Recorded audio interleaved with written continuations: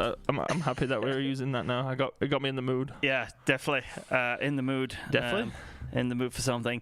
Hello and welcome everybody to TRS Weekly has moved to Wednesday nights because it coincides with our discussion of the Loki TV series that dropped this day. Loki TV series? That dropped at 12:01 this morning. We watched it. We then watched it again.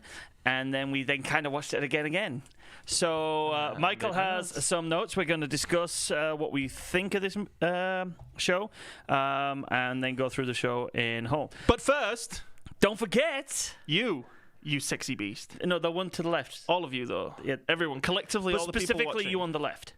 Well, you thumbs My down. left, not his left. You thumbs down. Everyone else thumbs up. That should give us a nice and don't forget to like, share, and subscribe to the channel. Also, comment on... That's what I was doing. Yeah, also comment... Don't tread on me. Step on my... You tread on my dreams. So Yeah. I tread lightly. So, yeah. Michael. If I'm doing a bit, let me do my bit. No, your bit sucks. No, if I'm doing a bit, let me do my bit. Your tiny little bit. Okay, Loki, episode 1. You didn't realise it was dropping this morning when we were playing World of Warcraft last night. So, once I... reminded you very, very quickly got bored of World of Warcraft and wanted to go watch it. So tell me what was I doing while we were doing that as well? What, apart from getting very high? No, what was I doing, though? Oh, healing? No, I was streaming. Oh, yes. On my relatively successful Twitch channel, in comparison to this channel anyway. And what's that channel called? It's called MTJ Disorder. And what do you do on it? But does that suck? What does what suck? Do the bits that I do in that show suck? No. So my bits in this show don't suck. Don't take everything... Don't tread on me when I'm doing a bit. Don't take everything to heart. Let me complete my bits. Tiny little bit. Because by interrupting my bit, if my bit sucks, what you do is you make that bit even worse because of the interrupting and weird. Like You're the only one making it weird. But anyway, no, you made it weird. Back to Loki. Loki? Loki. Give me your Loki thoughts of the first episode. It was really, really good.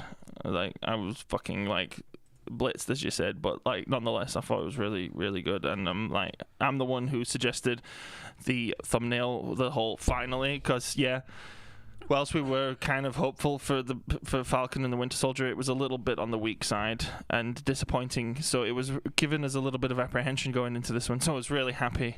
That's my thoughts. I was like, finally, this is the real core of the MCU. You can tell, in the preview video, what we were talking about, you can tell they saved all of their best directors and script writers for this show, because that first episode was phenomenal. It was so cool. It was so cerebral. It was so compelling and thoughtful. And that's the kind of stuff I like to sink my teeth into. My proverbial mind teeth. Mind teeth. Coin the phrase. Yeah, I have to agree with you there. No, I got mind teeth from Lomo, man. Oh God! The scene where he's lawnmowing the man's brain. Yeah, we've just tanked by mentioning that movie. Maybe that's a retro trailer reaction right there. So my first thoughts were along the same lines of yours. Before we went into watching it last night and the preview last week, we were kind of disappointed with the Falcon and Winter Soldier, and we quite liked WandaVision. We know they were shown out of order from what they were originally shown, so now we're back to the order of them.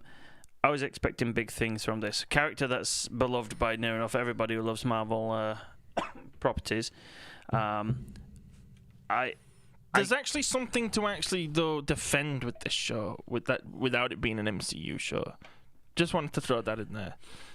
Yeah, well, that's just it. So my first opinions of it, though, is it didn't feel like a show. This is the first one that actually really felt like this was a Loki movie that they have just put into 6 parts. The production, the sound quality, or sound design even, like you mentioned, you loved the music. It sounded very A Clockwork Orange.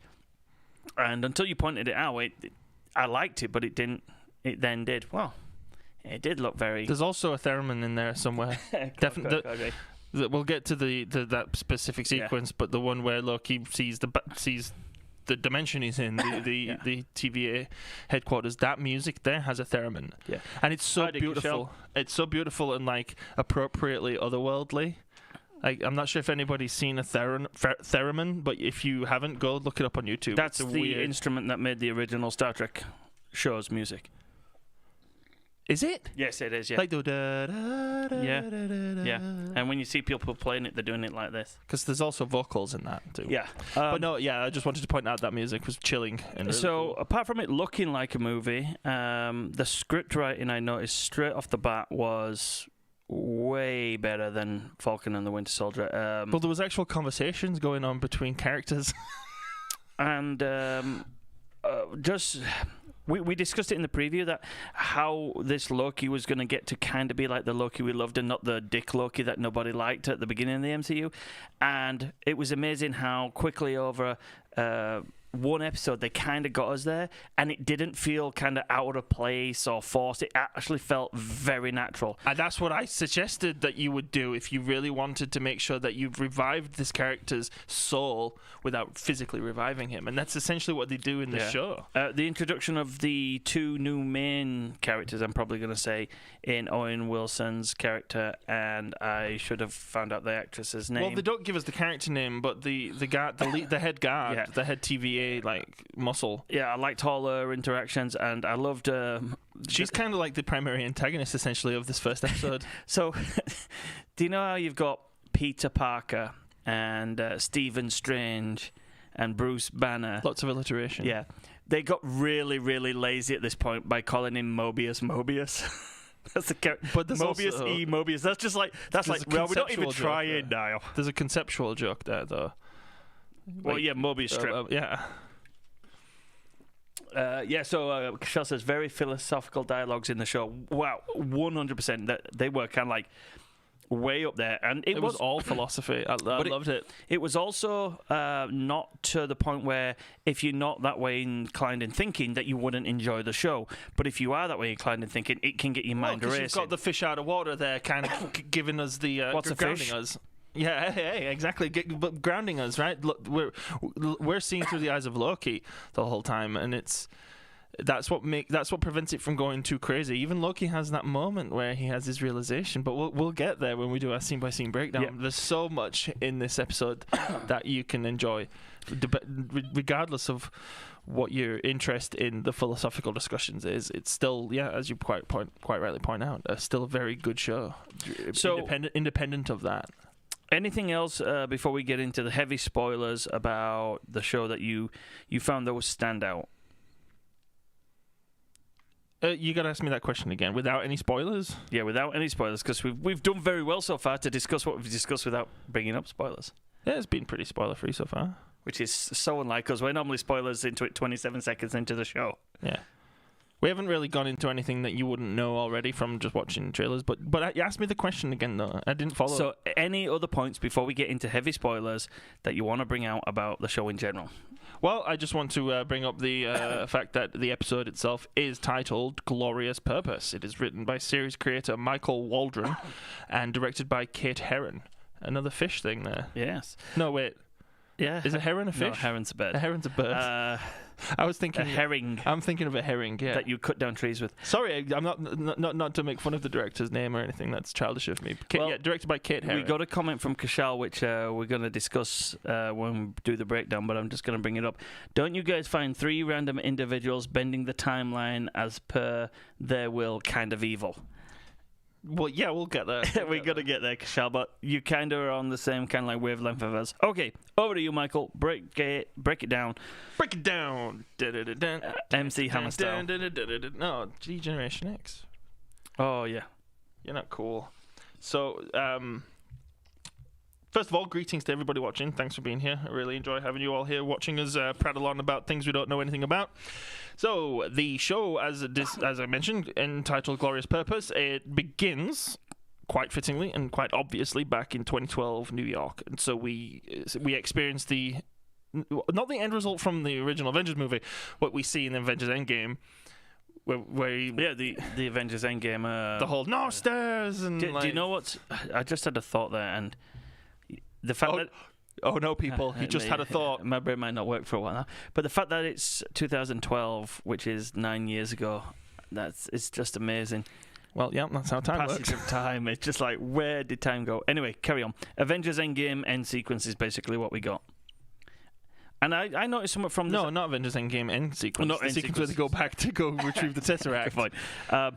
Something that you pointed out to me, which I didn't notice in Endgame, is when Ant-Man kicks the case, Loki looks where the case goes, but then he looks at Ant-Man. And I never noticed that. I thought he was just looking forward with like, well, what's going on there? Yeah, like that's kind of how it's filmed. Like he's definitely like, he's using his smart godlike intuition to be like, what the hell? But now we find out though later on in this episode, spoiler alert, that he knew he'd put it together that this is the Avengers. It's a duplicate of the Avengers, so they've obviously come back in time to try and fix their situation. But anyway, that's something we'll get into later when that scene happens. So is there anything of note that takes place? Because it's just really like it's kind of a really interesting take on the previously on. It's like, for those of us who don't know, this is who Loki is and this is why he's in this situation. And we get the MCU logo with pops some up. good music. Yep, and it felt like a little bit of an elongated one as well. And cut to the first scene that we are now outside of Endgame territory and stuff we've already seen of Loki plummeting in over the Gobi Desert. Yeah, he didn't pick a really good place to go. Probably wasn't thinking about it. He could have picked Bora Bora or any of the tropical Polynesian I'm assuming, islands. given the fact that he's like hundreds of feet in the air, that he probably didn't think about it. He's just like, get me out of here. Yeah, what happens if he had not been kind of like Asgardian in physical nature or Frost Giant in physical nature, and he was a human? He'd have been so dead. A lot of these characters would have been dead if it wasn't for their superpowers at this point. So we crash lands, and obviously in classic Loki style, and this is the Loki from 2012, mind you, he immediately tries to manipulate and put himself in a position of power over the first 4 or 5 local inhabitants who come to speak to him. It's like, I'm Loki from Asgard, but before that can even happen, or really like happen how you would expect, the TVA show up, Time Police show up. And first off, the way they come in and out with the gateway, I quite like. It's very Star Trek-esque in the way it made me think of Zombies Ate My Neighbors. I don't think I've seen that one. You played the video game Zombies Ate My Neighbors? No. Yeah, you have. So you're running around with water pistols, killing zombies and stuff. I can't remember. You had the little like baby things that run around with the axes. You know Zombies Ate My Neighbors. Yes, I do. Yeah. Yeah. Well, when you end a level on Zombies Ate My Neighbors, you walk into a doorway like that, and it transports you to the next dimension. Yeah. There's something specific though that's got a doorway like that. Another TV show, I can't remember. Put my finger on it. It's kind of like Time Bandits. Yeah, it's kind of like Time Bandits. Yeah, but the doorways are always there though in Time Bandits. So the Time Bandits doorways are like also like they're completely void of light, whereas these are like little see-through, glowy, orangish sort of doors. That's our second Time Bandits reference on this channel. I love Time Bandits. But what I did like about their interaction is their matter of fact, just showing up.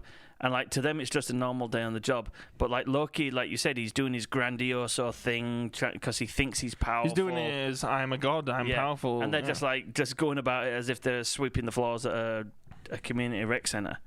So, and at this point, if you're the latter crowd we were talking about, the people who are not into all the philosophical discussion, don't care about all the subtext and intricacies of the show, that's like nice and to the point. You don't need to know what the hell's going on, but to realize, okay, these are people who are obviously like. These are going to be Loki's foil. They're clearly don't give a shit. They know what's going on. This is why it's such good storytelling. You don't need to know anything about Loki, to be honest, to really enjoy what's going on here. They also point out as well about the time divergent timeline. They have that little iPad. Nice, simple language for a really complex concept. Yeah, they're basically saying that they don't call that a variant. He's a variant. The variant has caused this, and it's heading off in this direction. And then they come to the first philosophical bit that you brought up, where they say, "Okay, reset it." Now, if we take that literally and they're going to reset the timeline as if that never happened, that's the non-philosophical person just going, all right, they're just resetting all these errors. Done. Now, if you think about it philosophically, from the moment Loki started that branch, if you reset that, you are basically destroying and killing everybody on that line. So those villagers that walked up the hill and interacted with Loki, those are separate people separate variants to what would have been the original one. Yeah. So by putting down the reset device, you're basically murdering the universe. If we're saying that this is just one, which makes the TVA worse than Thanos. pretty much. However, we don't know the nature of this true timeline. As I was discussing in the preview, the concept behind in quantum physics that even though there exists like infinite probabilities, just because that thought experiment exists in our heads doesn't mean that all of a sudden there are infinite universes. The idea is that when infinite universes are created, they're not supposed to be. They're branching away and they're breaking away from God's plan, as it were. They really did a good job in this show. Not saying that. To not say anything like that, because it's pretty much what it felt like. But I went off on a tangent there. So basically, let's get back off that tangent and reset that tangent. Well, oh no! So the philosophical implication of destroying the universe, because if it's not how it's supposed to happen, and if that will result in everyone dying, the whole universe imploding, then it takes now all of a sudden you've got a different perspective, and now it's not quite so evil anymore, right? Because in order by eliminating the people that could have experienced that, they are actually still experiencing their life, but in the proper universe. So I tend to think that what's going on there is oddly enough different from what I theorized. I thought the whole idea was to fix a timeline, you have to take back what you took from it. So in order to fix the timeline here, for instance, we discussed this in the preview, you would need Loki to be put back where he was. And that's kind of the language they use, resetting, correcting the timeline, all that sort of stuff. Implies that's how they look at it. But then when you see them use those batons and like erase somebody, turn people into like, and it sounds painful as well. Like it makes you realize that they're not like resetting the universe like the proper way. They're not doing it the way Cap did. Like, Cap went back in time, put everything back where it was supposed to be, and then still fucked up himself, but that's a completely different discussion. But let's just say, for instance, that is the end. They have a magical explosive device, probably, that resets everything. It resets the universe by destroying the universe at the time of its creation. That's what makes it feel a little icky and a little dark, and hence the philosophical discussion. Okay. First scene. They arrest him. They have that little moment where they bat him over the head, and he like experiences being hit to the ground, but like in slow motion, which shows that they can manipulate time as well, not just travel through it. Yeah, it's a kind of a offhand description later in the episode about how like we experience time differently. That's all you need. Again, simple. Yeah. It doesn't need it. I find there's a balance in good writing. The more you explain it, the more convoluted it gets. The less you explain it, the more ridiculous it gets. You've got to find that sweet spot in the middle of not getting too into too much depth about something. Remember, just the story making sense for the viewer is what's most important. So he's arrested. He's taken to the TVA, and it's funny because there's a like probably a 5 to 10 minute sequence of him basically being processed at the TVA, almost like a prisoner getting processed to prison. Well, when he goes into that first one, we meet the guy who she gives the evidence to the desk. Yeah, and you got a scroll there, and then you got a guy who my first watching last night when I was a little tired watching it, I thought it was Flash Thompson. It's not, but it's a guy who's saying my father will hear about this, and he thinks he's. I don't know whether that was more on the nose to point out to the fact that he is like Loki in the fact that he thinks he's way more important than he is. It's not on the nose if that's the case, no. So, yeah, so you got those two, and then they go into the ticket room where you pointed out something. Well, first of all, they confiscate the Tesseract as evidence. And see, this is what I talk about with visual storytelling. People like our father won't pay attention to this, but immediately I noticed was like, is that just because it's a TV show, or does the Tesseract look different? I immediately noticed it's dull and it's not really pulsating and it's not doing its usual Tesseract thing. It looked like a toy Tesseract someone had bought from Toys R Us. He picks up and goes, "What is it?" Yeah, and he says that's the Tesseract and it's a very important thing. You better take care of that and whatnot. And so he's carried away into a room where, like a steampunk, cyberpunk robot. Creepy. thing. It was kind of like almost the monitors in the 12 Monkeys when he's being interrogated. Yeah. Well, this machine basically it destroys his beautiful Asgardian garment, and then he falls and plummets through the ground and lands magically on his feet in a prison-style jumpsuit. And the first little bit of shenanigan now that he has to deal with is the signing the little waiver document saying, sign this that proves that you've said this is everything you've ever said. Goes, what? He gets another one, which is kind of a bit silly, but it's a fun gag. You don't need to get into it, because if the more you think about that, the more you ask about that, well, wait, hold on, but this isn't all he's ever said, or is that meaning that's all he ever said in the universe up until the point that he left, and now everything he said since then? No, Bob, it's like, you see what I mean? The more you start asking about that kind of thing, it was more of a gag. It's just a gag, but we've got a couple of little moments like this. They work as gags, but also world building. Mm-hmm. They're designed to show us that this is just how powerful this world is. This is how how much of a fish out of water Loki is here. It's giving us that inkling and giving us the audience and giving the character these little character beats, story beats of saying, this is where you're at, this is where you stand. Because the next thing we have is a little Turing test situation where he goes to like this metal detector type thing, and the guy there asks him like, if you're sure you're not a robot, step through, basically. And like Loki starts asking himself, he's like, but wait a second, how would I know if I'm not a robot? What if I am a robot? It will melt your body from the inside out. Yeah, doesn't sound like a nice way to go. Yeah, again, another philosophical situation that like it works as a fun gag.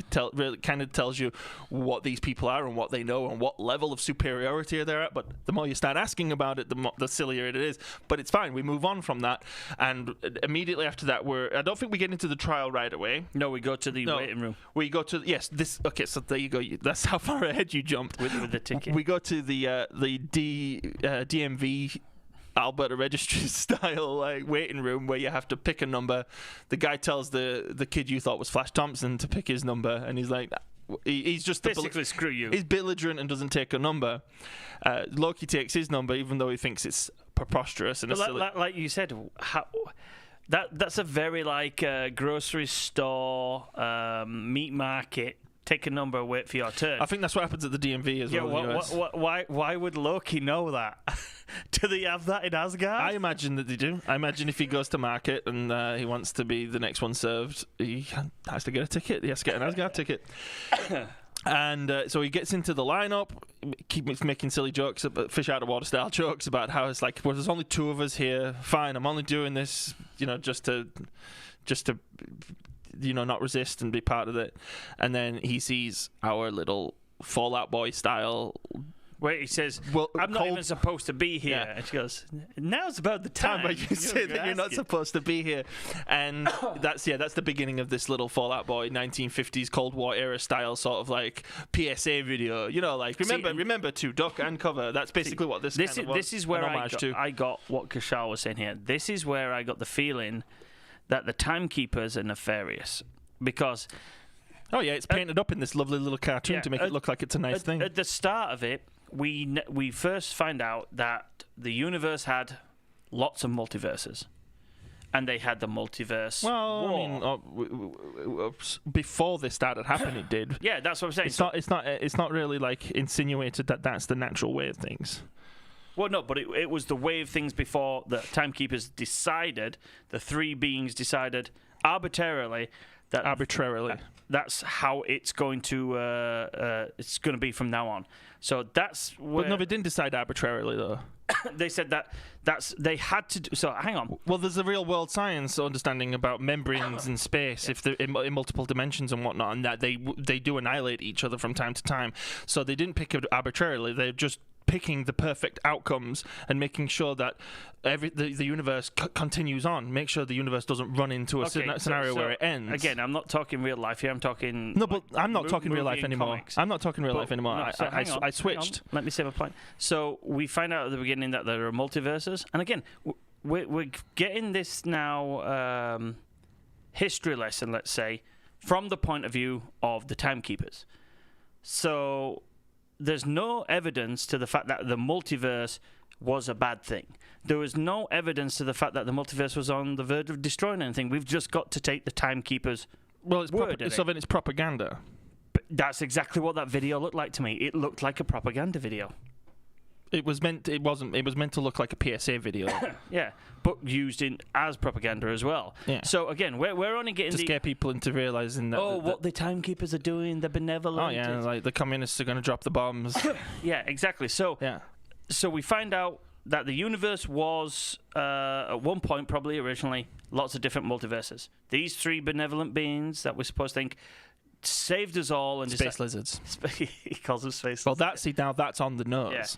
Yeah. So anyone who's familiar with conspiracy theories, there's a big conspiracy theory out there that everything is like orchestrated by a villainous, ominous they who were lizard people or crab people or whatever. Yeah.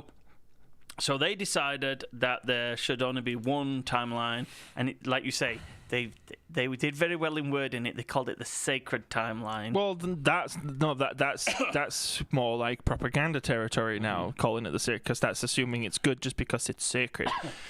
The way I got the idea that it was for good is that they're pointing out that the reason universes were annihilating each other was because they were chaotic in nature. So they were at war. I think that was just meant to be a descriptive word. That was an adjective.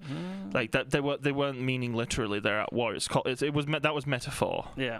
That these universes were at war is a metaphor. It's like Tolkien saying that the thunderstorms are like stone giants. It's a metaphor. There's not actually stone giants out there. Or they could have actually physically been at war with each other, stealing each other's resources. If that's the case, that's dumb. That's silly, in my opinion. But like anyway, so the idea is behind the universe that they're dictating. We'll get there at some point. Dictating how it should go, because this is the path that guarantees its continued existence. Mm-hmm. So I think there's two elements. Obviously, it's been sugar-coated to the person watching this PSA video, this propaganda video, that it's for the good. It's for their benefit. That it's for their benefit, but it's what's not being said that's the nefarious part of it. Yeah. So again, this comes around to, I think, the difference between totalitarianism and authoritarianism, in that authoritarians usually their intent is good, and they're like, I'm going to decide. I'm the one who decides how to preserve purity and goodness, and I know how to be the benevolent God and do things. Julius Caesar was like that. Mm-hmm. I'm pretty sure probably Napoleon was a little bit like that too. Castro was like that. Yeah, but then totalitarianism is the just direct, like, I don't care. I just want. Loki's the totalitarian, really, if you think about it. And it's actually an interesting contrast. You've got this authoritarian nature of the TVA and the three Time Lords, and you've got this wannabe totalitarian guy, this straight up, like, do as I say, not as I do dictator in Loki. So, anyways, rant over. Then we find out that during the video that at certain times people branch off the sacred timeline and become branch off the sacred timeline. Nexus events. Nexus events. So we know from WandaVision that she's a Nexus being, and a Nexus being is a being that is the same person in all multiverses from Marvel lore. Which makes me think as well, like, from Marvel lore, that there was multiverses and that these timekeepers destroyed these multiverses by joining them. Or that the idea of a multiverse existing in perpetuity means that these, again, going back to the science and dimensional membranes, these universes can't be touching each other. They can't be aware of each other. And they only become aware of each other when we have Nexus events, because they're directly now connected to a previous universe. So Nexus beings, I'm thinking, are people who can actually move from universe to universe even when there's no link. Well, from the diagram of the way they draw it as well, so they have the arm branching off and they have the little guy walking off, and they say that this person's now a variant. That's how we get the name for Loki as the variant. It's getting quantum mechanics coming into the situation there. But the Observer. What I got from the video is the TVA show up and they make it out that they bring you back into the sacred timeline, but we find out later on that that's not what happens. Variants are destroyed. But from the video, they walk him back down, and they say, no, we don't know for sure. Owen Wilson says you just come from the room where you were going to be killed. So the baton painful death thing though is like, I don't think that's what they'll go around and do this to these variants. Otherwise they wouldn't bother with this whole rigmarole of arresting them and bringing them to the TVA to see what's going on. Yeah, no. So basically, if he'd have been found, I think that was mostly just like good cop, bad cops banter between him and Loki. A bit like, look, you can trust me. Don't worry. I just saved your life, is what he's trying to say. Well, we don't know the nature of what a reset is yet. Okay, we really don't. So anything else from that video? No, not that I can remember. Other than there's the 3 guys and that there's a sacred timeline. And that when all TVA's reset variant Nexus events. So we then now get introduced to Owen Wilson's character. Well, before that, we get we ain't had the Loki screen yet. So oh god, yeah, and just contrary to what we were just saying, though, the kid who you thought was Flash Thompson gets like brutally murdered for just refusing to go to his trial. That's what I was thinking. Yeah, so that though, that is like not there's no like grey area there. That's pretty nefarious. Yeah, that's horrible. And then as it shows, he dies in pain, like he's screaming as he's dying. So. Yeah, and then Loki jokingly pulls out his. But again, like if it was as simple and as cut and dry as that, then they would have just done that to Loki instantly when they came across him, because he doesn't get pulled here by the TVA with what happens next in mind. How do you know? Well, because he has to find out about it. He has to find out about how someone's brought in a Loki variant, and then he goes to the trial. No. So what I'm saying though is, so Loki has his ticket. He then wiggles it, and then now we have the Loki screen with the Clockwork Orange music. The next scene, is that the court scene or is that the scene? No, the church. We go to the church next. Okay, so before we get to the trial scene, then we do have Owen Wilson's character. It's Mobius. Yeah. Even more lazy than what we were talking about earlier. I think that's done. It's done with intent. It's clever. So this scene was, again, very atmospheric, very well shot. We find out that a TVA crack forces team has been executed by somebody that Owen Wilson's hunting, and he basically says he's done it again. That the reset charges has been stole. So I think that was the 6th one that he stole. And then kid shows up. Owen Wilson goes to talk to him. I did like the fact that you find out that not only does Owen Wilson speak all the languages of the timeline, but all the soldiers do as well. I thought that was quite funny. And then we have the thing that was, I haven't looked on the internet, but this has probably broke the internet Marvel-wise. He asks the kid who did this, and he points at a picture of Mephisto. I mean, the devil. Yeah. So, and there you go. Now that to me lands the first sort of like seed of deception in the narrative, because he assumes it's someone he knows who has horns. We're not going to get there yet. That's why I'm not spoiling it. So, all the Mephisto stuff now starts to really make you think. I was going to say, I've not checked the internet, but maybe it's broken today. Well, because that's now 3 series in a row that have had either directly or indirectly associated references to Mephisto, like the bug on the curtain in WandaVision. Oh, there was lots of Mephisto in WandaVision potentially. Well, but that one was like really like obvious. If the whole Agatha Harkness connection is another one, but there's moments I think in. Did we come across anything in Falcon and the Winter Soldier that was that obvious? No, we just made jokes about it. But there was though still a lot of like religious imagery. Mm-hmm. Like the place they were hiding out, I think, was a synagogue. Had like stars of David and stuff in the windows and whatnot. Yeah, but there was also like he was talking about Daniel Bruhl's character. What's his name? Zemo was talking about like the Holocaust and shit like that. So there was not as much overt like evil satanic imagery in Falcon and the Winter Soldier, but this one is. The kid points at literally Satan. Yeah, on a glass this is window. Probably the most obvious one we've had. But I mean, he could just be Satan, or it could just be. It's just like, well, no, it's just the kid saw Loki, and look, we know Loki has horns, and so he's So he thought Loki was the devil. It's great writing, is what it is. I also like the fact that when he sees the kid's got blue mouth and he finds out it's chewing gum, and he says, "Beware devils, bearing gifts." Bearing gifts. So I think he just says the devil's bringing gifts. I think something like that. But then we get the let's do a reset. So kill everybody, and then a door opens and an agent brings the fact that they've caught a Loki variant, and it really piques Owen Wilson's Mobius's character's interest, and he buggers off straight away because he's like Owen Wilson Mobius's character, Mobius Obi Wilson, and then we have the court scene, I believe. Yes. We go to the trial. Loki is basically, again, just this fish out of water who, to him, he's kind of just incredulous to what's going on. He's like... He still thinks he's the powerful god. He still thinks he's been messed with, and he's gonna bring his hellfire and vengeance on anyone who screws with him. He's still threatening people. He's still being cocky and smarmy and not answering direct questions to the judge who's asking him these questions. We have him explain. So actually, the judge asks him if he knows what's going on. Then, and he turns around and says, "Well, I assume this is to do with the Avengers coming back in time because to stop me because they ended up ultimately failing."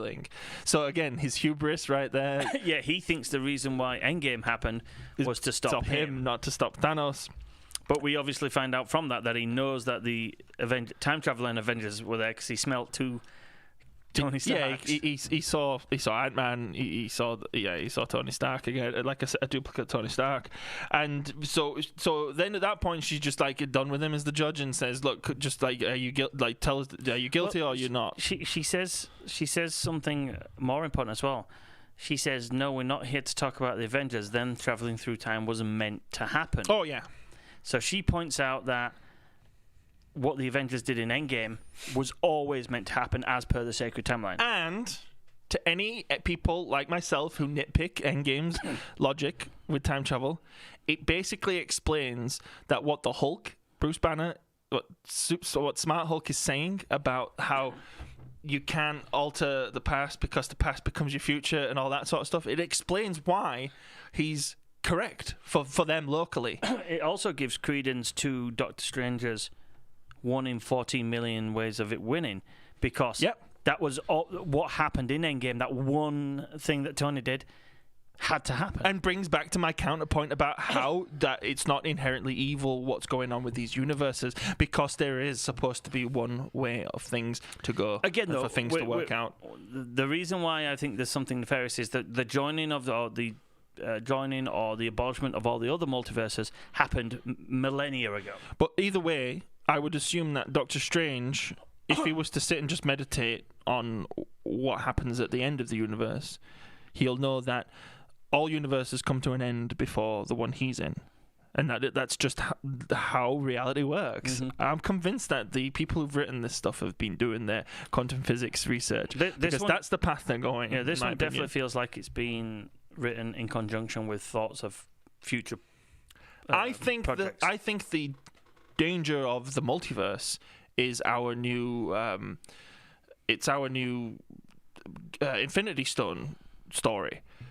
The Infinity Stones were objects that had no urgency. They were just no agency. They were just objects that were required, that could either bring the beginning or the end times for our heroes.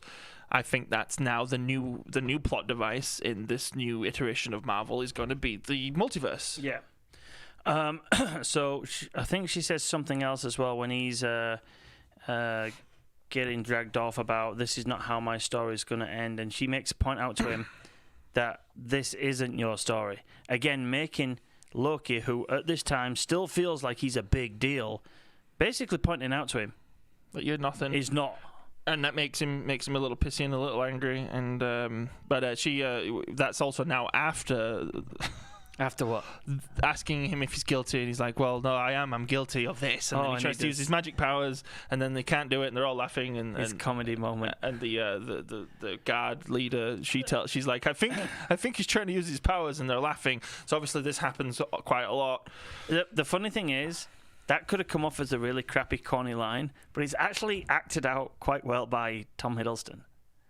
The fact that the way he does it, if it had been a weaker actor, it could have looked stupid. I don't know. I felt in the moment as I'm watching it the first time, I was like, "Oh, well, I think we've already done this enough that we've made Loki go through moments that have made him look silly and incredulous, right? Doing this again, I was like, I'd already gathered that his powers." Yeah, but remember though, this is 2012 Loki, so it's not Loki we've seen grow. I just mean for the purposes of the viewer here at this point. Okay. I feel like it was a joke for the sake of laughs at that point.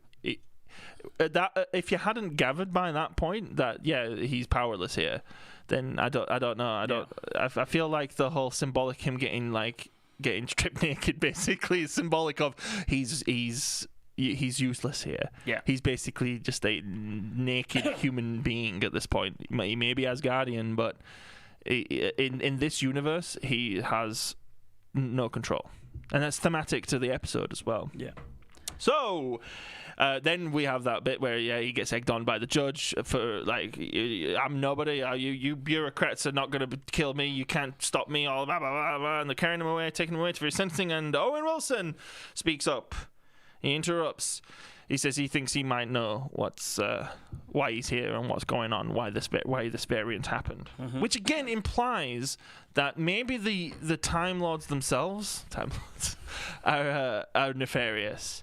But the TVA, I don't think are. The TVA are just doing the job that they were assigned to do. Owen Wilson is like a detective, essentially. He wants to make sure that everything is done correctly. He believes in the sacred universe. Many soldiers. He probably doesn't know that he's killing people. Many soldiers throughout history have done horrible things whilst just following orders. Yeah. Well, and the TVA are analogous to the SAS and the SS from World War II and whatnot. So... All right, let me go fix my camera. Carry on. And moving on, because that's kind of an end of an act, basically. That's the end of the whole fish out of water territory of Loki just kind of coming into this TVA world, us getting introduced to the TVA, and Loki's basically astonished by something he can only identify as magic as he's been led away by Owen Wilson, and he sees where he is. He sees the whole world that he's in. And I noticed that this drawing that we, matte painting, whatever you want to call it, it's essentially like the Tesseract, oddly enough, from the fifth dimensional being's Tesseract that's created at the end of Interstellar. And it's just so mind-bogglingly mind-blowing to Loki that he has that line. It's the one that stuck with me. It's the line that made me not able to sleep and stay up all night going down rabbit holes. When he just says, is like, I thought you said there was no magic here. And Mobius turns around and says there isn't. Because the reason I bring that up, you go to the movie Thor, right? And the way that Thor explains to Jane about the 9 realms and all that, and how like a sufficiently advanced society will look like magic to lesser beings, to less intelligent beings. And this was a moment where that guy, essentially, that Asgardian, who is so much more powerful and more technologically advanced to humans that he looks like a magical god to us, is having this realization where he notices that this looks like magic to me. Well, and it's so profound and well done. It stuck with me. What it got me thinking was... Hang on. Technical difficulties. This is where we need like what's the game show, Jeopardy, the Jeopardy music, na na na na na na na. And yeah, I'm not going to continue though. I don't want to lol calm myself.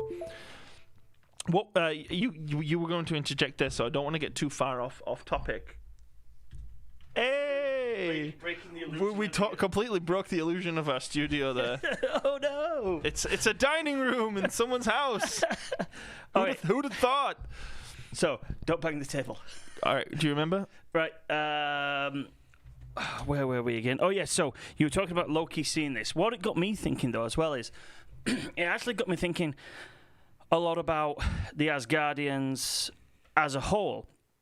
Throughout the entire Thor trilogy, we've only ever really seen them, the most advanced civilization we see them fight is the Dark Elves, and they've been asleep for millennia. But you see Thor basically beating up what look like medieval people on the battlefield. So it makes me think that, yes, the Asgardians are mega technologically advanced compared to humans, but even more so compared to the other people in the Nine Realms. But it's not just technologically advanced either. It's also like consciously advanced. Yeah. Because you think about it, Thor is able to turn Mjolnir into an umbrella. Yeah. Like that. So him and Loki are able to do things. Asgardians are able to do things by pure thought. Yeah, right. But that's not magic. What it got me thinking though about them is the fact that again, when Loki's asked what does he want, he wants to be the ruler of the Nine Kingdoms. Well, we haven't got there yet. No, but this is what I'm thinking about as Guardians. 9 kingdoms. 9 realms. 9 realms. So Loki's bubble that he thinks in is this small. And then when he goes out and sees what Owen Wilson shows him, he realizes that it's gone from this small. It's called expanding your horizon, bro. To about this small. He's like atom size now, and the rest of the universe is now apparent to him. But it shows me that the Asgardians are not as advanced as they truly believe they are. There are way more advanced people out in the cosmos. Well, there's more advanced people than the Asgardians, even below the TVA, though. Yeah, like I would say that Thanos was probably more advanced. The fact that the Asgardians didn't know who Thanos was either. Now, are we to think that Nova? I think they did. Nova is Nova in the Nine Realms? It's not. So the Guardians were the Yeah, it is. It's in Midgard. No, Midgard's Earth. No, Midgard is basically the area on the tree that is Earth. All the 9 realms expand around the world tree, creating what we know as space. So Nova's just out there in space. Nova's not a realm. This is what I'm saying, though. What they consider as the 9 realms is actually localized in the universe as tiny. It's not the entire universe. It's not all of space. To Asgardians, they think that the 9 realms is what is all-encompassing in space, but actually it's not. The Guardians are out there doing their thing, and obviously there's hundreds of civilizations doing their thing, and there's Thanos out there doing his thing. So it shows that the Asgardians were actually very insular in their way of thinking. Yeah, the Asgardians were only connected to they were connected through Einstein-Rosen bridges, though, wormholes, to other realms, meaning that they didn't actually travel through space.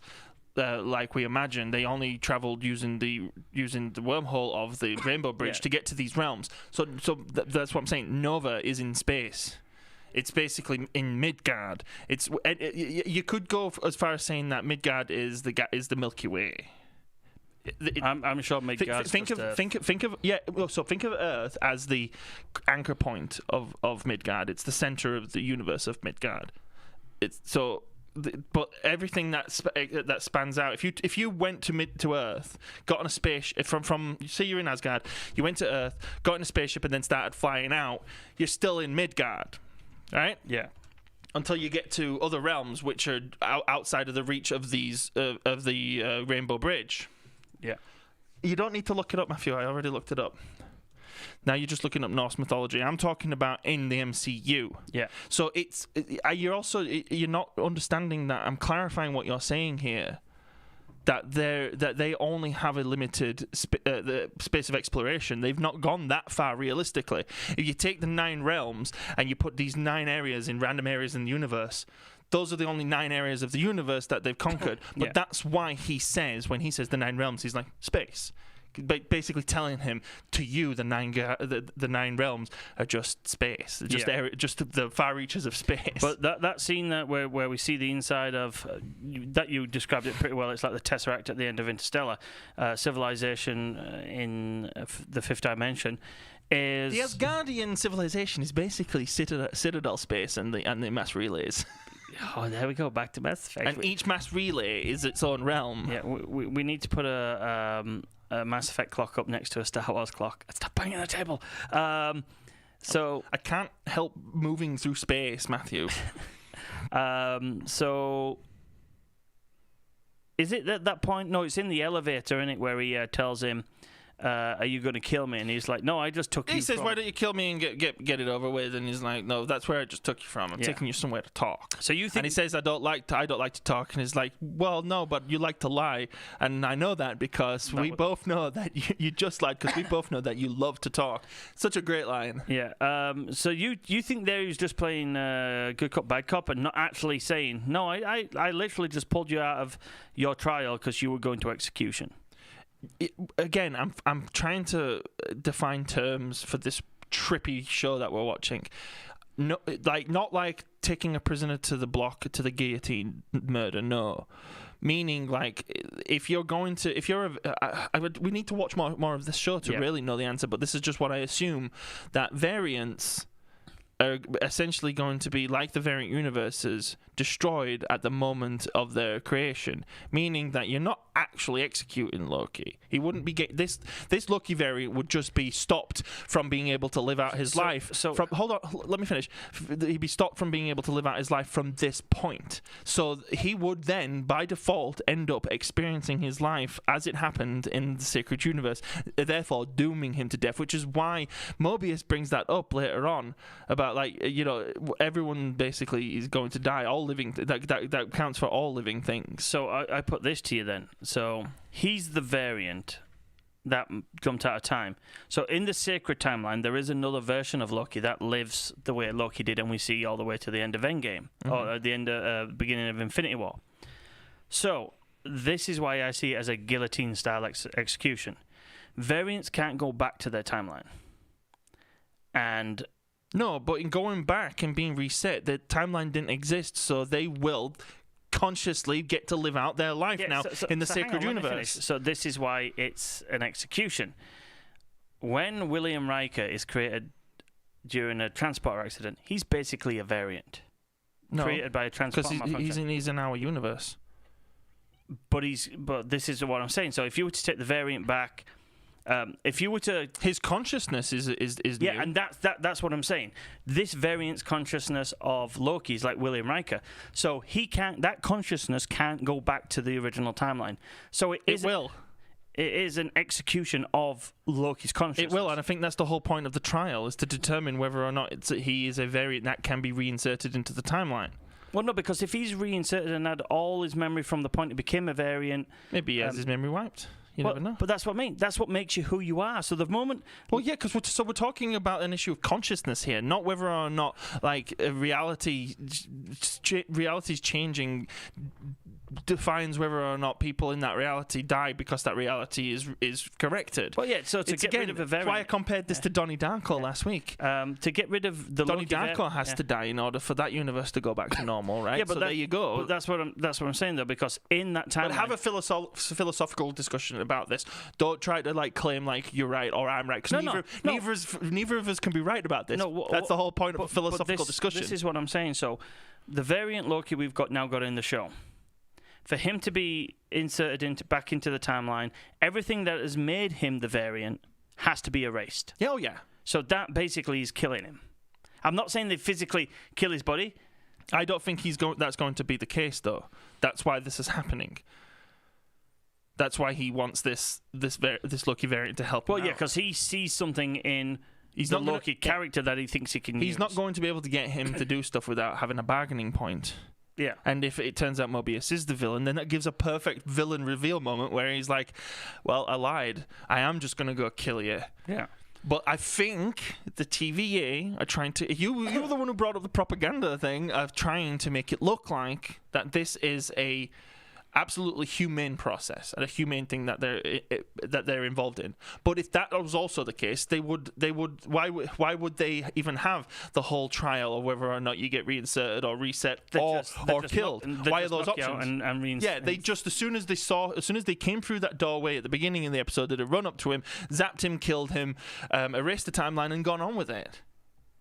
And do you know what's funny? We do know though that they will do that occasionally, because at the very last scene, that's what they suggest. So let's move on to. It's hard to have these discussions though without really getting into it. Don't you think? Yeah, definitely. Let's move on to the first interrogations or interview. Well, let's move on to Mobius introduces himself, and that's pretty much what we were just kind of going down a rabbit hole there for. And we have a scene where he's interviewing / interrogating him about who he is. He wants him to essentially realize, maybe that's why he wants him to realize who he is, because if he can essentially nullify his ego, he doesn't need to bargain with him at this point. He's essentially turned him into a mindless servant. So also as well, I think, because think of how freeing that would be, knowing that your choices don't matter. But let me finish. Mm-hmm. Knowing that his choices don't matter, he is now essentially free to go on and experience these things, not giving a shit about his choices or anything like that. Because if he is going to get killed, then this variant's experiences are 100% his own. So I don't know. So this is what I see from this first interview scene. It goes on for quite a bit. What Owen Wilson is trying to do is trying to make a decision of whether he can use this Loki variant to help him in his investigation. Yeah, by breaking down his ego. And do you know why one needs to break down his ego? Because Owen Wilson knows the potential of what Loki can become. That's why he's doing it. I also think it's because if he didn't break down his ego, then he'd be useless to him, because an egotistical, self-absorbed loser, self-proclaimed, as he says, loser, is of no use to him. Basically, Owen Wilson knows what Loki. It can be both these things. I'm not combating what you're saying. No, but this is what I'm saying. What I'm thinking he's doing. Owen Wilson knows what Loki can become. As he says, he sees the past, present, and the future. So he wants to get our Loki in the show to the Loki just before he dies, the good Loki. Because he knows what Loki can become and how useful he can be to help him in his investigation. Yeah, it's basically the whole episode is the same character journey that he takes throughout several films, all condensed into one. And that's what he asks him. Is he says, "I just want you to tell the truth to these questions."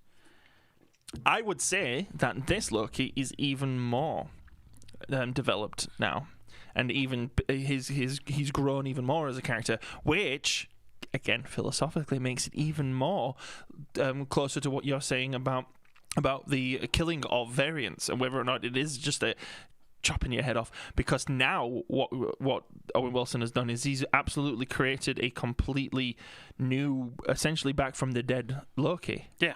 Which is why I honestly think is my number. We'll get into theory crafting at some point, but I honestly think there's more to it than what we're assuming. Yeah. The to and fro of this first interaction is good, because he basically shows Loki what a dick he is, and Loki keeps telling him, "No, it's what I'm owed." The writers, he's trying to show him how self-important he thinks he is, though, as well. Like when he was going to get up to tell to make his point. Sure, it's a gag, makes him sit back down again, but it's like, I was getting up to make a point. It's like, oh, sorry, go and do it then. And then he's like, well, it won't have the same effect. Yeah, it won't have the same. Exactly. That's trying to inadvertently point out his ego to him. I think during this segment is when he says to him that I can't remember the exact words, but basically he says, "You exist so that these people can thrive," and he shows him the hero spin shot of the Avengers. Well, he points out to him. He says, for someone who thinks that they're going to be a god, like a leader of people, and someone who rules the universe. Right, with that moment that we were just arguing about space and the Nine Realms, he says to him, for someone who thinks they can rule, you lose a lot.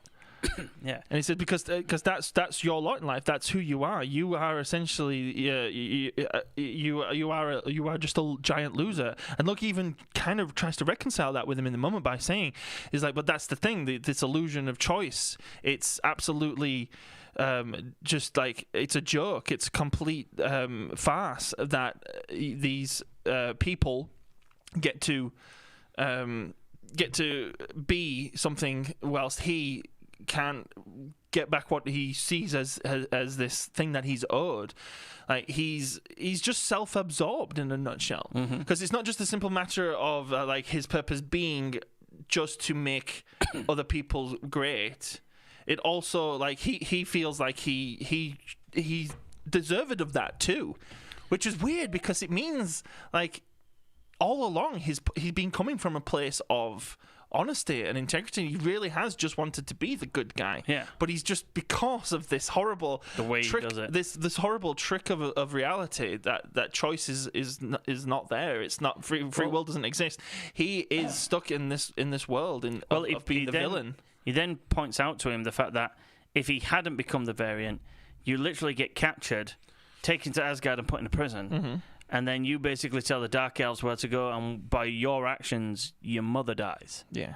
Which is, again, something that the original Loki experiences and helps with his character development. This is like developing this Loki's character development on steroids, because he gets all pissy and he throws the chair at the screen and loses his shit and gets zapped back. There's so many great moments of like ego, of pointing out his ego here.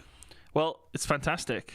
When he gets zapped back, and obviously the chair's not gone. Again, that's done for a little bit of a gag, but the actual mainstay of that thing is to show that this Loki is now being beaten down to the point where he's on the ground. Mm-hmm. And it's also to show that he's doing it to himself as well. Which is what he's done over 22 movies worth first. We're getting 22 movies worth of character development in 22 minutes. But again, this is why I think it lends credence to the idea that he needs to get rid of the Loki ego here, because it's just pointless. Well, we kind of get a feeling that useful. He is kind of coming around at this point. Owen Wilson literally holds out an olive branch to help him up. And he's like, "What is this place?" But then his old persona takes over, because he obviously pickpockets Owen Wilson, because Owen Wilson thinks he's really making progress with him, and they get interrupted. Before we do get to that, though, the last thing I wanted to point out about what he's doing, breaking down his ego, is when he's showing him those scenes of the bad shit he's done. It's like he's trying to point it out to him. It's like, look, you, Loki, saw this as good. You thought you were doing good, but look at you there. You're ripping a guy's eyeball out and you're smiling. Mm-hmm. All right, you're having fun. Yeah, so I don't think it was so much necessarily fun that he's trying to make him realize. He's just trying to make him realize. Well, he says you're enjoying it. Yeah, he's trying to make him realize that this is you thinking that you're doing good things, but you're not. Mm-hmm. I'm showing you that the stuff that you're smiling and giving yourself pats on the back for is hurting people. You're a murderer. Yeah. So he's eliminating or he's showing Loki every aspect of himself and asking him, like, who are you? Who are you? No, you're not that. Who are you? No, you're not that. Every time Loki tries to defend his ego, Mobius just ruthlessly rips it down in front of him, and he keeps on doing that until he's sat, as you said, sat on the floor. Yeah. And then Mobius gets interrupted by our head security guard. And in that moment, he does steal the time twister, right? Well, that's where he's, like we were saying, his ego's been beaten down, and he's beginning to develop as a character, but his old ways take over, and he sees the opportunity to pickpocket Mobius. Mm-hmm. Why does Mobius get interrupted again? I'm trying to remember now. Just because there's infighting going on about what they're doing with Loki. It's like you should have just killed him or whatever, or just sent him. We should have just dealt with him and done and dusted. So it was mostly contrived, but it also built the development between Mobius and, again, nameless character Baton Lady. Yeah. If it wasn't for that little bit of infighting going on between them, then that would have been a really contrived moment. Well, then we just needed a little moment where he's gone so that he can steal. Well, Mobius comes back in and he's basically like, son of a bitch. He's gone, yeah, and then he's yelling at her, and they're having more infighting, and he points out, and this is like, no, he's useful. There's something he can if we give him the benefit of the doubt and make him realize who he is, he can be useful to us. We can use him. We forgot to just quickly read back, because it's nothing really on the development, but I quite liked it as a throwback, because it was in the trailer that Loki is DB Cooper, and that it was actually he was paying off a bet that he lost to Thor, and you pointed out that Heimdall must have been in on it as well, because the stoic Heimdall was actually in his younger days. Unless Heimdall just operated turn the bridge on the Bifrost, and he didn't need to be given a reason. It's just like, turn on the Bifrost. All right, sure. Yeah, I like that little bit, because you didn't know who DB Cooper was, and he's one of the biggest mysteries. I'd assumed what he was, but I'd never heard of him. No, it wasn't hard to figure out that it's obviously he's some plane jacket heist guy or whatever. Well, because just on that point as well, Loki says, well, the timekeepers didn't have a problem stopping me doing that. But obviously that in the sacred timeline, that's how that was supposed to fold out. You were supposed to be D.B. Cooper. But again, now, are the characters in the TVA, Mobius, are they indoctrinated? Because he quite frankly says to him, it does happen. It happens this way when he shows that he murdered that basically led to the death of his mother. He says, this is how it happens, because it has to happen, and it will happen, and it happens, and it's going to happen again and again and again and again. Yeah. Does he truly believe that and is indoctrinated? Maybe, because he also points out that they were there and they were watching. So that means that the timekeepers and the TVA see all the horrible things that go on in the universe and know that they go on and have to let them happen. They know they knew that Thanos was going to snap away. That's why I'm really surprised they didn't say the G word at any point during this. Yeah. Like, because it was getting Loki said it a lot. Yeah, well, yeah, that's kind of. That's probably why they didn't say it. But the point that Loki isn't a god. Loki says he's a god, little g. Yeah. I'm talking about God, big G, the all-encompassing supreme being. Like, there's because what if there's a step above the three Time Lords or whatever they're called, and that they were assigned. But that's what I mean. Like, dealing with an awful lot of like questions of God, and they didn't, but they're still like they can't play it off as science. Before we move on with the show, the second time we watched it, I just want to discuss this: that how I said it showed a remarkable resemblance to the Doctor Who universe, and the fact that the Gallifreyan Time Lords see themselves as kind of gods who dictate how time flows, and the fact that they do have a time war where they basically are at war throughout time to try and save the passage of the universe, and that they do interfere. That they're very like the timekeepers per se. Well, that's one of the most compelling arguments against the existence of Big G God to me, is that if God exists, then God exists outside of time, and that time is something God created in order to what now? Like, it's to me, if you're gonna be playing around with time in a story, you have to be venturing really close to this idea of a god allegory. And as you said in bloody Doctor Who, it eventually became. I also got a very Doctor Who aesthetic from the actual show. Yeah. Like, the TVA looks like it's from the 70s, the decor and everything. But anyway, back to the show. Loki escapes and meets up with the guy who we give the test. Who got the tesseract. He goes and threatens the little desk job gut guy. you like a fish. And he doesn't know what a fish is. But that's another good point. What you were saying to indoctrination.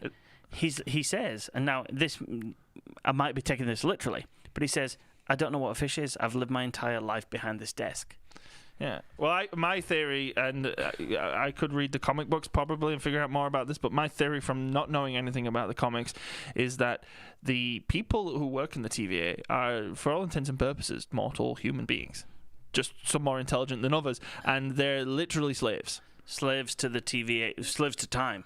Yeah, and this one guy he just lives behind a desk. And he's happy because he's completely indoctrinated. He's content with his life behind the desk because he's obviously looked after, he's fed. I could be wrong though. There could be some like supernatural nature to them. Kind of beings. Yeah. So he leads him to the Tesseract because he threatens him with death in the end eventually. Yeah. And when he sees the Tesseract, he opens the door and he's like, wait, what?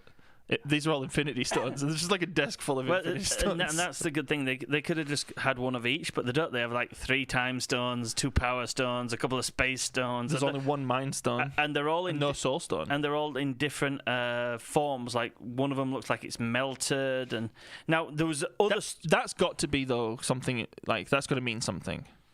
It's got to be something important there. Maybe. That there's only 1 Mind Stone there and no Soul Stone. Do you know what's probably more? And we didn't freeze frame this because we're not that kind of guys, but that drawer was filled with other shit and other crap. Do you know what it probably means? What? It probably means that the Avengers actually fucked up more times than they realised. Do you think the Avengers created all those variants? That's probably what they are. The guy jokes about how some people are just using them as paperweights and stuff. Well, I know. Because you think about it, the ones that there were the most of, there was most of the Time Stones and the Space Stone. I don't think there was any purple ones in there. There was there. Yeah, there was 2 Power Stones. I'm Okay, sure. so there was those two, are in New York. Actually, 3 of them are in New York at any given time, right? There was a Mind Stone there. Yeah, so the Mind Stone is there's only one though. There was mostly green and blue, which makes me wonder because they've been in New York for so long. There's like higher risk of them falling. Maybe New York is a nexus. Or maybe because like a nexus event point, or maybe because the Sorcerer Supreme has the Green Stone, he or she have constantly been fighting for it, and in many inevitable encounters, those stones have been taken out of that universe, and then. Well, it's funny that the Sorcerer Supreme... Supreme... End up in a drawer it's funny that the Sorcerer Supreme knows about the variant timelines because she explains it to Bruce Banner in Endgame. So she knows... Oh, that's nature. That's par for the course to me because we've got the next Doctor Strange movie is called Multiverse of Madness. So I'm assuming that the Sorcerer Supreme is aware of the TVA. They know who the TVA is and they know who the Timekeepers are. But also again, making out another case for whether or not the TVA are a good force and whether the sacred universe or the one universe is how it's supposed to be. I just get a bad feeling about those guys. And the whole setup there, it's just... I think it's pretty clever. It's cleverly done to the point where you do question that. That's it. There's nothing obvious about it. But I just wanted to point out as well that there's loads of other crap in that drawer. And I'm sure there's some Marvel guys out there who freeze-framed overanalyzing everything. And know everything. And that, fucking, this driver's license with that medal and this spells Mephisto. Yeah, there was a pencil in there that belonged to Mephisto. Yeah, so... but it's at this point, though, seeing the Infinity Stones... this is the first time I think... Yeah, I wrote down he realizes that there is actually a greater power than he's aware of. He actually even says that. He says, is this the greatest power in the universe? And that's when he's... And the thing is, I don't even think he knows what he's looking at, but we know that we're looking at a monitor with the passage of time on it. And that's the one that we saw from the trailers that shows more branches at some point. Tinfoil hat time. So in my LDS days... Yes. My back medicine days... I did come across a lot of thoughts and natural thoughts, just being out and camping with friends, being in bands, sex, drugs, and rock and roll and all that. Being a free spirit, I had an awful lot of thoughts about how prevalent and powerful and important time is in reality. I've written countless songs about time. It's the one thing you can't stop. It's the one thing you can't stop, and it's the one thing you can't change. And so, is that what he's saying? Is this the most powerful? Is this the greatest power in the universe? Is time the greatest power? I think at this point, though, I think he's still our character has to develop. I still think he's thinking about this shallowly, that the Timekeepers are the greatest power in the universe. Why doesn't the Time Stone create variants? There should be variant universes where there's a whole bunch of dead Doctor Strangers on some 8th dimensional rock somewhere. And inevitably, in those universes, Dormammu succeeded and destroyed Earth. Well, because that's a different universe. It's not our universe. That's what I was saying earlier about how these splitting multiverses are not the multiverse. The multiverse is unaware. Universes are actual proper functioning, clean universes are not aware of each other. Mm-hmm. It's only ones fractured.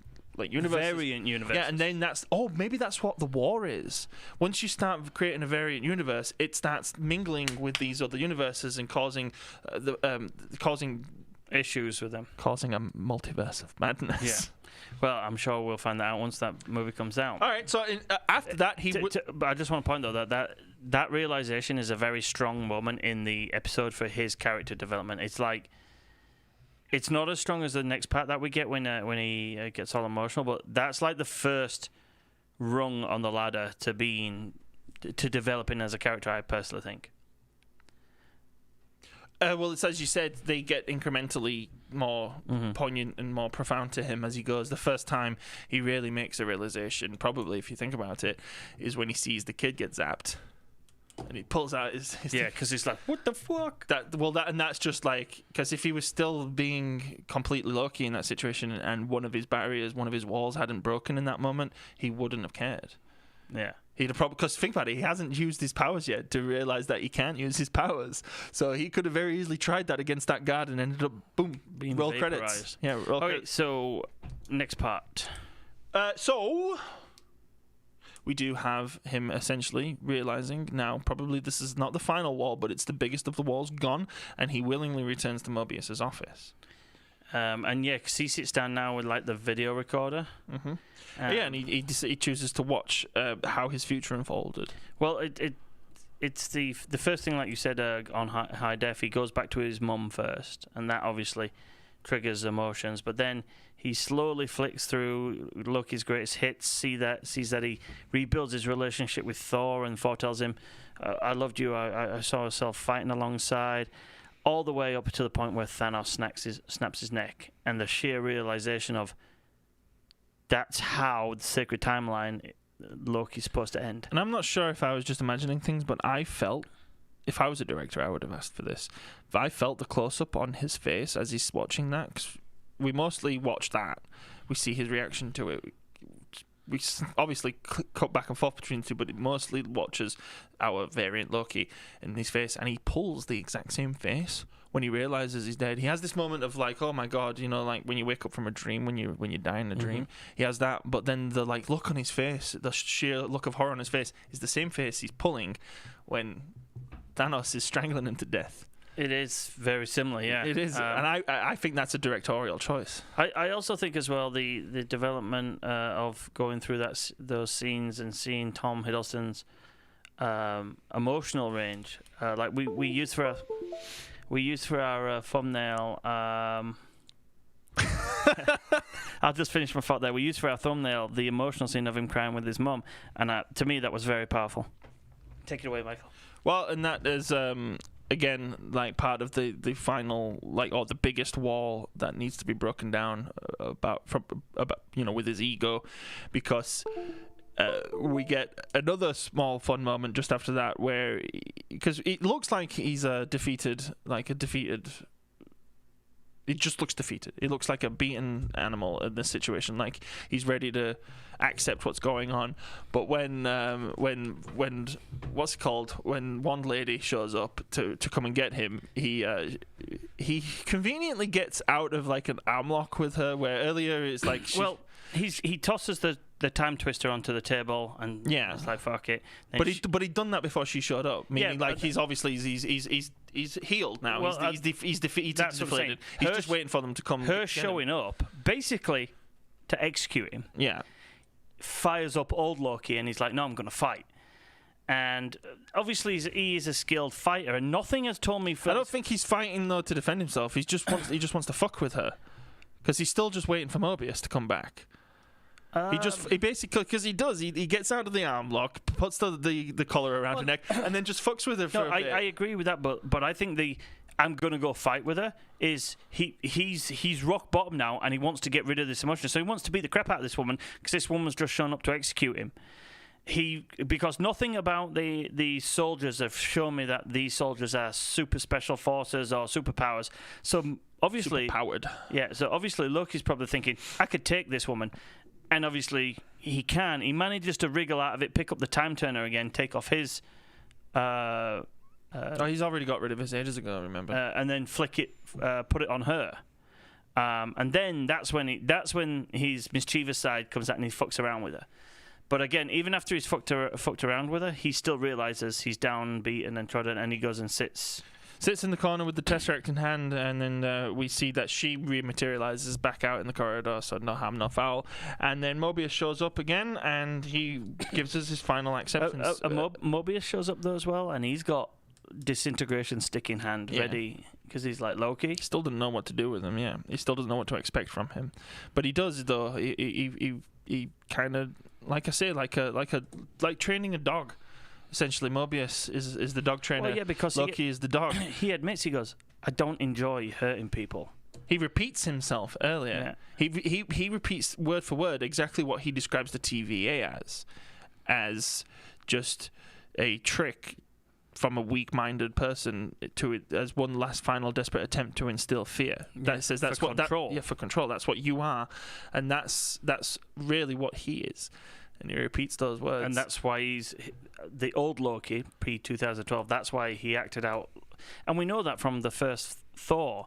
Most of the stuff he does in the first Thor is to get acceptance of his brother and his dad. And we know that Loki's always been trying to seek approval, basically.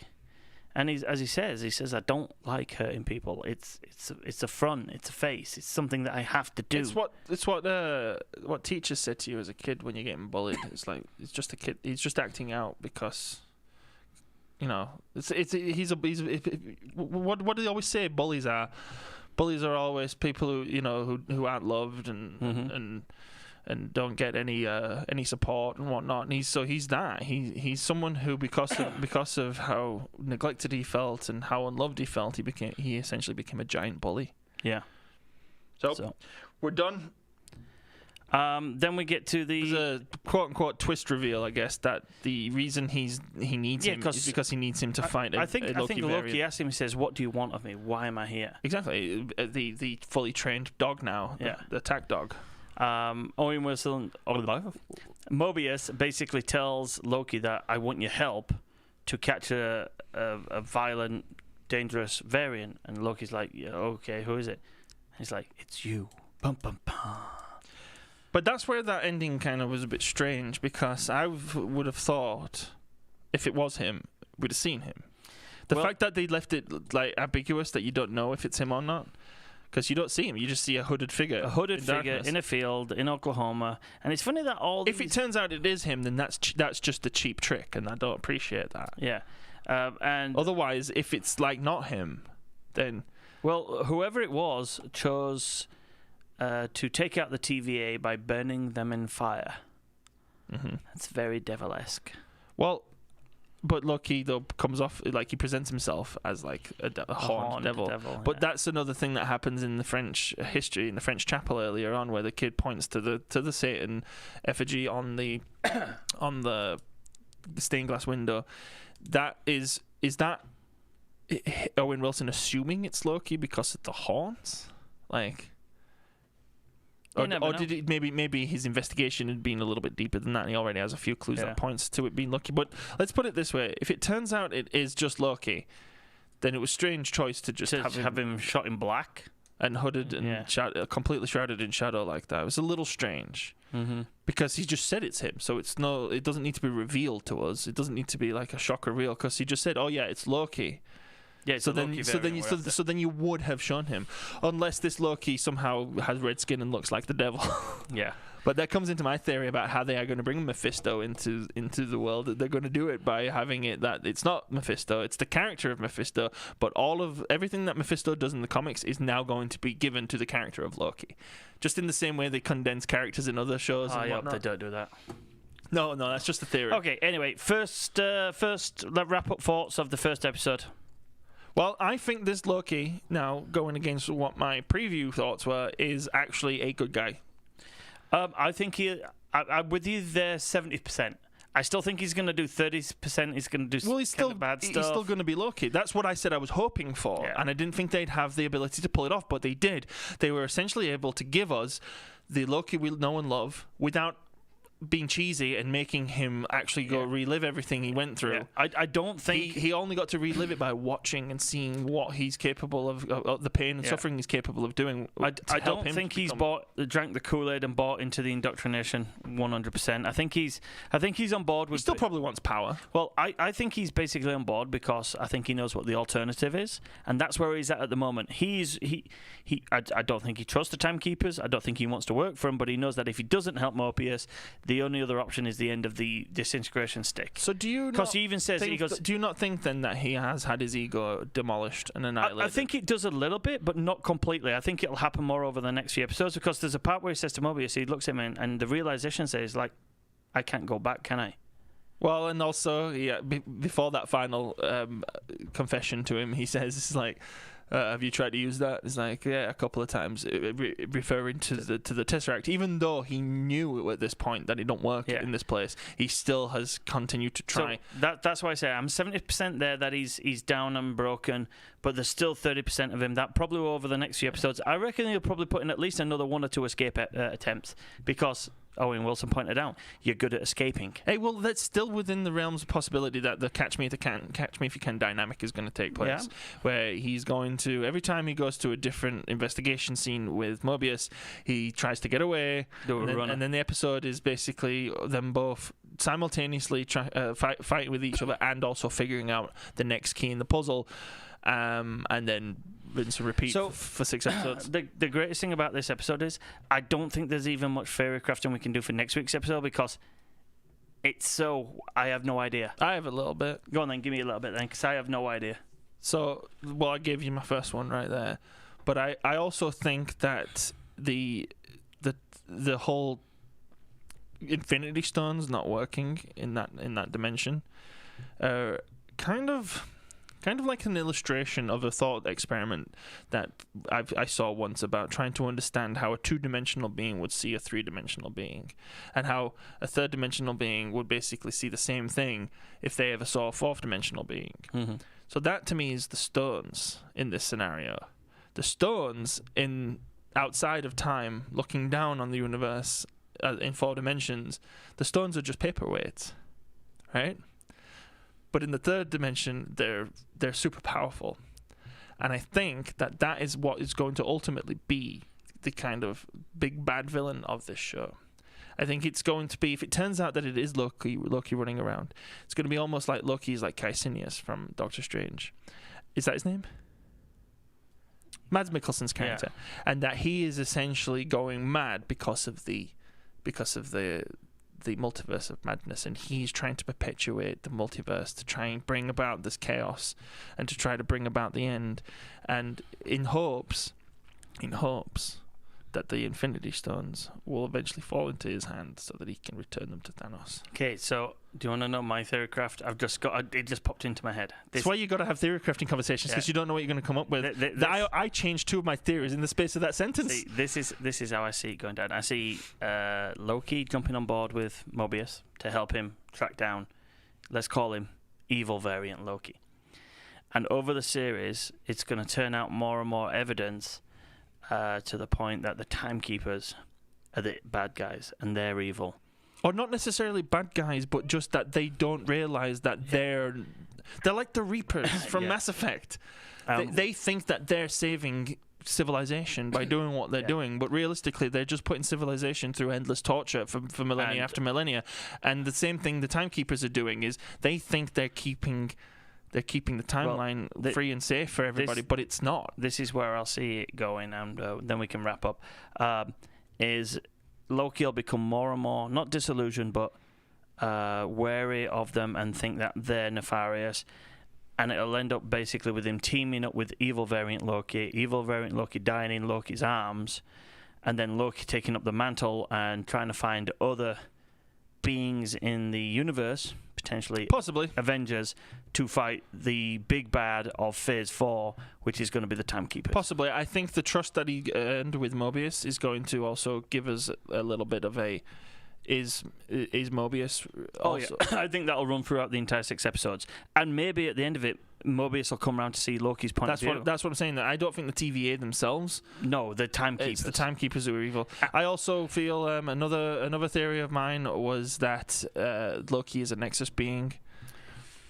Right, I'll agree. So I'll say this. No, you don't agree with theories. You just add on to it. No, I'll agree with your theory if it turns out that the person that they're hunting is not Loki. Do you want to know how much I believe this theory? No. Not at all. Yeah. That's the point of theory. Well, that's what I'm saying, though. The only way, though, that can work is if the person they're hunting is not Loki. I'm saying that because now I did preview we did a preview, right?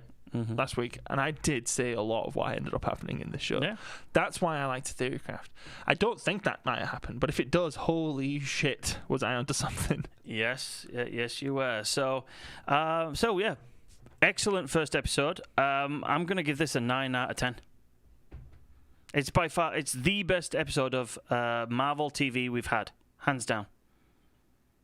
I'll give it a conservative 8 out of 10. Okay. It doesn't quite reach 9 because 8 is exceptional television, and that's what it was. It was just exceptional television. We don't really know where it's going yet. 8.5. I'll save my 9s for when it blows me out of the water. you're allowed to stick with 9. You don't. No, I'll go 8.5 because I've realised I don't give myself much wiggle room for the show to get any better. or only for it to get worse, which is what you ended up doing with Falcon and the Winter Soldier. Yeah, but with Falcon and the Winter Soldier, it was well deserved to get worse. But like I say, if we'd have been honest with Falcon and the Winter Soldier, we'd have been giving it 7s and 3s. 7s from the get-go until it finally, because my mean average on Falcon and the Winter Soldier ended up being like a 6.5. Yeah, which I think's fair. It's not terrible, but it's has its good points, but I won't watch it again. Whereas this, we've watched it 3 times since it came out at 12:01 this morning. I think it did the amazing tried and true tradition of making sure you don't go into too much detail, but also don't leave too much unsaid. Well, they found a really good middle ground of world building and fish out of water character development and just starting this thing going. Well, like as I say, not running, not leaping, but just strutting. Yeah, Loki strutted into the scene, literally. As I said right at the start of the show, it was the first real show that was, to me, basically a movie. It looked awesome. It sounded awesome. The writing was great. Now, you remember in the preview that I asked you, do you think Owen Wilson and Tom Hiddleston are going to elevate the show? Oh, hands down, because I do feel like this would have been a really the ludicrous nature of the TVA and the character of Mobius is done so well by Owen Wilson, because Owen Wilson, we know, has the range of being able he has the range of being able to act in a comedy like Zoolander, but also act in a serious film like the Behind Enemy Lines and whatnot. Well, look at the show as a whole. 80% of this episode today was them 2 in a room. And it was captivating. And that's why I really hail Kate Herron, the director, for this, because you pointed out how you think it's going to be done like a Mandalorian production. And I said that no, this will just be like little office scenes and stuff and corridors. There's not going to be a lot. There's just going to be, it's more going to be more like a Quentin Tarantino movie, in that this is going to be a lot of dialogue between characters establishing the situation we're in. And that's pretty much what we ended up getting. We didn't get much special effects. We didn't need it. I think, though, that moving forward, as soon as they start going out on missions is when we'll get the Mandalorian stuff. Probably. I do feel that I liked that style, though. I loved the way that it was filmed and shot. I thought, the director did an amazing job, and I hope that she's involved in more moving forward. As far as the writing, it was written by the show creator. The showrunner is the only writing credit on this episode, which means there's no interference. There's not more than one chef. Cooking, and that was obvious, and it was it was incredibly obvious. Okay, so we both loved the show. Do you want to give us a heads up of what's coming up on MTJ Disorder for the next week, Michael? Well, Throwback Thursday will be some more World of Warcraft, probably. Friday will be Mass Effect. Saturday will be Mass Effect. I'll probably be done with the Legendary Edition by Saturday night. And then we can concentrate and get into 70 on World of Warcraft. Possibly. I have other things to play. I've got to play FIFA at some point with My Name is 6. I've got to play 7 Days to Die with the crew.